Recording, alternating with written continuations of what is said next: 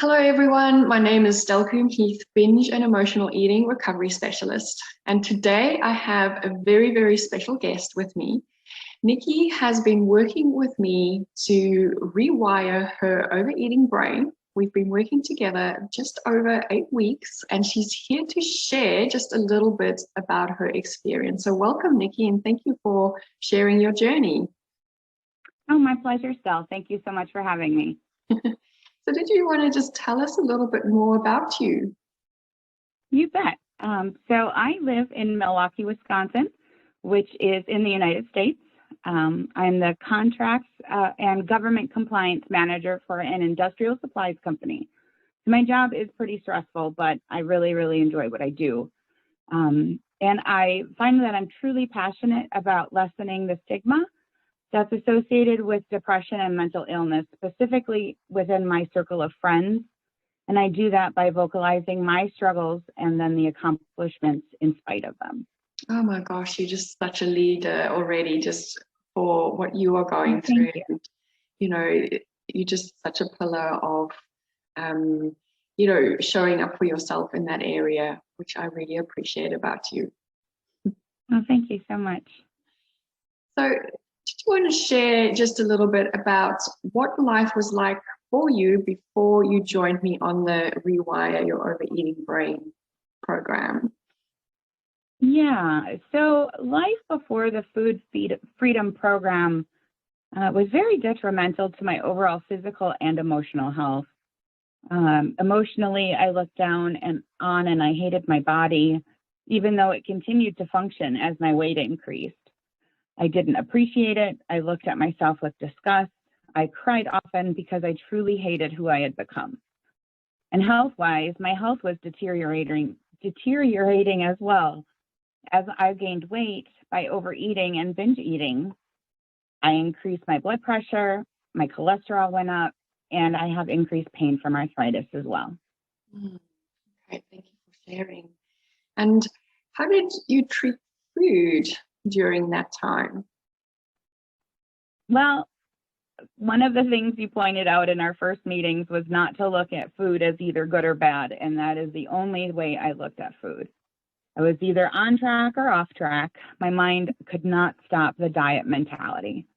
I paid zero attention to how I felt before, during, or after eating, and I couldn't really tell when I was full because I ate so fast, which resulted in me binge eating, which resulted in me feeling guilty, which resulted in me binge eating again because I felt that. So it was a vicious circle.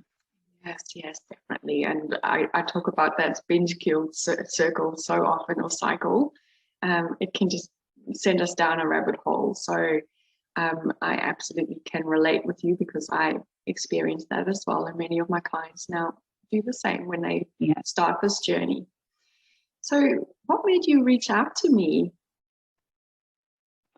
I saw your Facebook page and I reached out to you through there. That medium. And after that, I read through your page and what you were discussing on your Facebook page. I signed up for the emails, which were full of information and tips on how to overcome overeating and binge eating. And then that then resulted in me signing up for the Food Freedom program. Oh, beautiful. And what has been your biggest aha moment so far in the program? So I've had several, but the biggest one of our program has been that the urge is just a feeling. It's just a thought. I didn't realize that urges did not cause a physical reaction. By learning this and learning to recognize my urges, I've then been able to address what is really behind my urge to eat. Is it emotional, or am I actually hungry? And am I eating for energy? Okay, beautiful. That's amazing. And such a big realization, isn't it? We often feel like we just feel out of control, but once we realize that, it's just becomes like, oh, okay, I can do this. Right, I am in control. So given your experience with the program and your interactions with me, would you recommend that anyone does the program? Yes, 100% yes. So throughout the program, Stel has taught me more tips to change my thought processes and showed me how to incorporate these changes little by little. These changes resulted in big time results. And they're real life tips. As soon as you make these changes, and the more often you make these changes, they become habits. And soon your relationship with food has done a 180-degree change.